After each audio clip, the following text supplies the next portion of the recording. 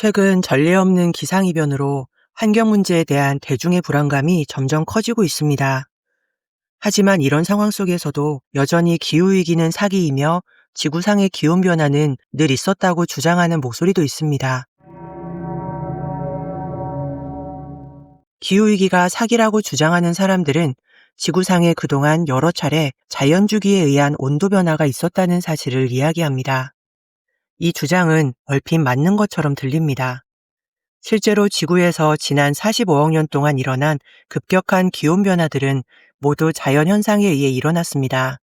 거대 대륙의 이동, 식물의 육지 진출, 거대 화산 폭발, 소행성 충돌 등이 그것이었습니다. 그런데 상세히 들여다보면 그 실상은 많이 다릅니다. 이 시기들의 기온 변화는 모두 수만 년에서 수백만 년에 걸쳐 아주 천천히 진행되었습니다. 그리고 각각의 기간 동안 그 시대에 살고 있던 수많은 생명종들이 서서히 멸종해 갔습니다. 지구상에 있었던 5번의 대멸종이 바로 그 사건입니다. 그런데 지금 일어나고 있는 급격한 기온 변화는 과거 5차에 걸쳐 일어난 자연현상들과 많이 다릅니다. 일단 기온 상승 속도부터 미쳤습니다. 과거에는 평균 1도씨 상승에 최소 10만 년 이상 걸렸는데 지금은 산업화 이후 단 100년 만에 1도가 올랐고 지금도 계속 오르는 중입니다.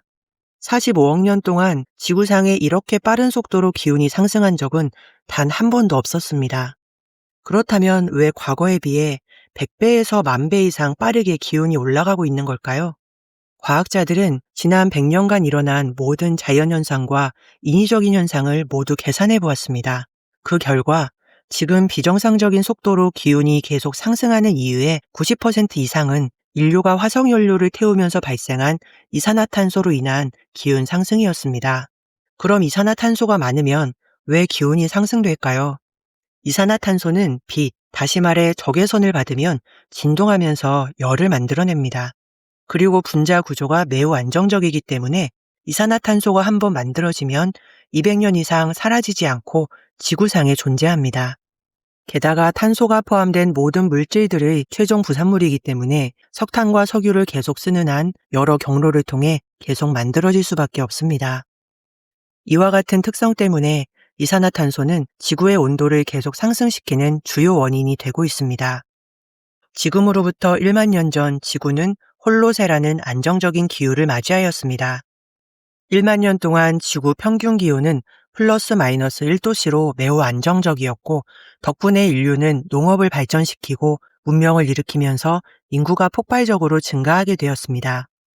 그러다 18세기 중반 산업혁명이 시작되면서 석탄, 석유, 천연가스를 본격적으로 태우기 시작하였고 어마어마한 양의 이산화탄소와 메탄이 공기 중에 분출되기 시작했습니다. 이산화탄소와 함께 메탄 또한 지구온난화의 주요한 원인으로 꼽고 있는데요.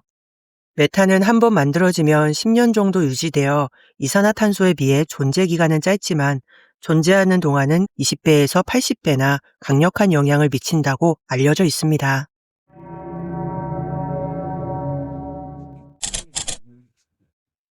(2억 5천만 년) 전 일어난 3차 대멸종은 지구 생명체의 96%가 멸종된 사상 최악의 대멸종으로 불립니다. 그런데 이때 일어난 자연현상들이 지금 인류가 인위적으로 일으키고 있는 현상들과 무서울 정도로 똑같습니다. 그러다 보니 과학자들도 지금 6차 대멸종이 진행되고 있다며 우려하는 것입니다. 과거 3차 대멸종은 시베리아 지역에 일어난 화산 대폭발로 시작되었습니다. 이때 지구상의 모든 육지를 8m 두께로 덮을 수 있는 양의 용암이 수백만 년에 걸쳐 분출되었고 지각을 뚫고 나오지 못한 마그마는 땅속으로 흐르면서 지하에 있던 석탄, 석유, 가스층을 태웠습니다. 마치 지금 인류가 화석연료를 태우고 있는 것처럼요. 그 결과 대기 중에는 어마어마한 이산화탄소와 메탄이 뿜어져 나왔습니다. 이것 또한 지금 일어나고 있는 현상과 똑같습니다. 화산 폭발로 인해 대기를 가득 채운 유독가스가 하늘을 가렸고 지구상의 생물들은 태양빛을 거의 받지 못하게 되었습니다. 여기에 더해 이산화탄소와 메탄 등의 온실가스로 기온이 계속 상승하자 식물들은 광합성을 완전히 멈추게 되었습니다. 식물들은 35도씨부터 광합성을 멈추기 시작하고 40도에 이르면 완전히 멈춘다고 합니다.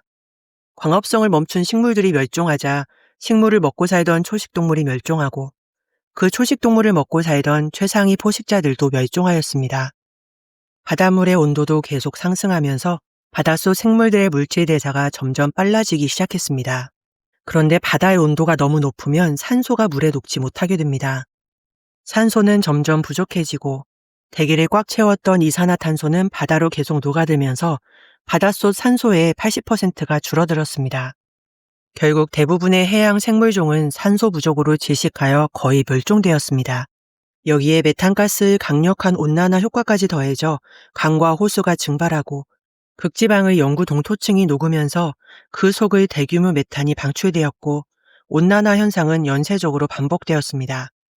이 수백만 년 동안 지구 생명체의 96%가 멸종되었고 기온은 10도까지 상승하였습니다. 3차 대멸종 때와 마찬가지로 현재의 인류는 석탄, 석유 등의 화석 연료를 미친 듯이 태우면서 이산화탄소와 메탄을 끊임없이 분출 중이고 이로 인해 지구 평균 기온은 앞서 말했듯이 과거에 비해 1000배 이상 빠르게 상승 중입니다.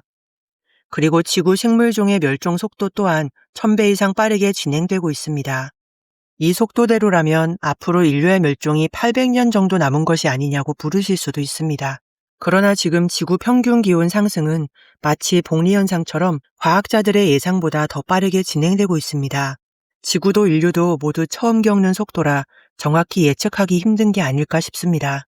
2030년 정도로 예상했던 1.5도씨 돌파는 2024년 초반에 이미 이루어졌고 2도씨 돌파 역시 현재 예상하고 있는 2050년보다 빨라질 수도 있습니다. 지구 평균 기온 2도씨 돌파는 어떻게든 막아야 하는 이유가 있습니다. 2도씨를 넘으면 다시는 예전의 모습으로 돌아갈 수 없다는 티핑 포인트를 넘어서게 되기 때문입니다.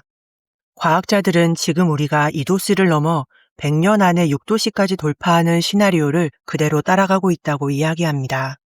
그렇게 되면 우리는 남은 생애 동안 물과 식량을 구하기 위해 고군분투하면서 견디기 힘든 추위나 더위로 계속 고통받으면서 서서히 멸종하게 됩니다. 우리의 가족과 자녀에게도 미래의 삶이라는 게 존재할지 약속할 수 없는 거죠.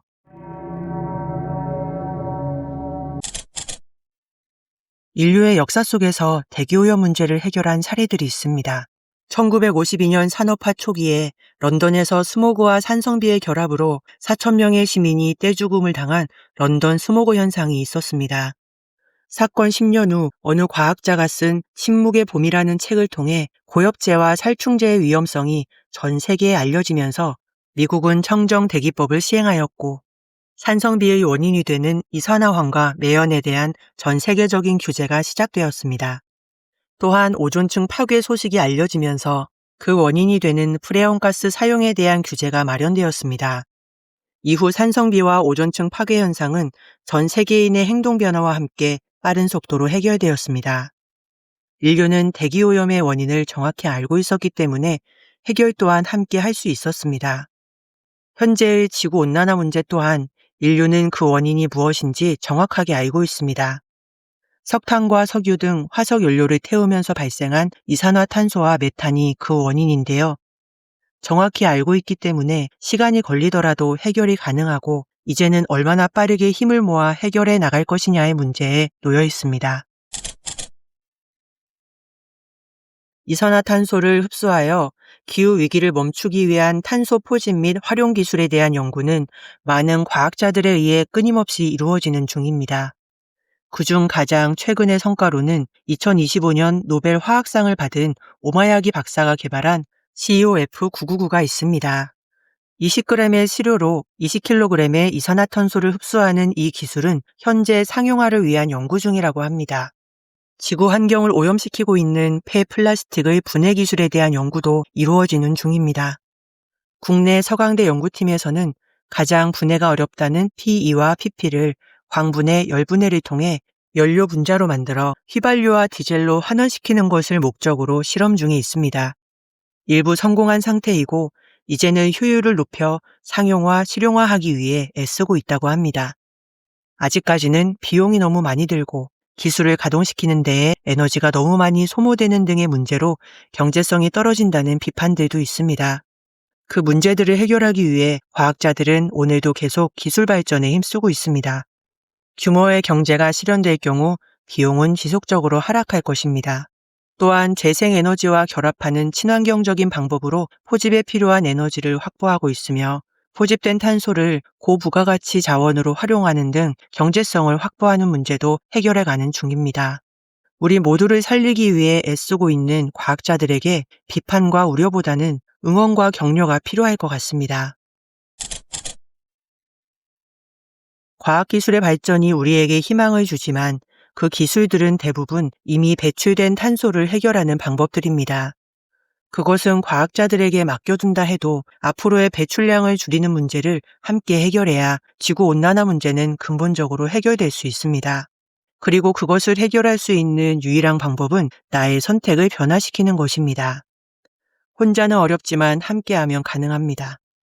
그런데 그 혼자들이 모여야만 함께가 될 수 있기 때문에 나 혼자부터 시작해야 합니다. 나라는 개개인의 선택들이 모여 시장의 흐름을 만들고 이 흐름이 결국 거대 기업의 투자 방향과 정부의 정책 방향을 결정하게 되는 게 세상의 모습입니다. 오늘부터 나의 일상에서 불필요한 물건이나 음식 사지 않기, 안 쓰는 전기 전원 끄기, 일주일에 하루는 고기 대신 채식 먹기, 한 달에 하루는 배달 음식 멈추기 등 작은 실천을 시작할 수 있습니다. 이것이 모이면 큰 힘을 발휘하게 됩니다. 지금 우리가 사는 이 지구 위의 세상은 그런 작은 선택들이 모여 일어난 결과입니다. 그리고 지금 내가 통제할 수 있는 선택은 나의 선택뿐이니 그것에 집중하자고요. 소중한 나의 일상과 가족의 일상이 지속 가능하게 만들기 위해 서로를 살릴 수 있는 변화를 함께 만들어 나갔으면 합니다. 감사합니다.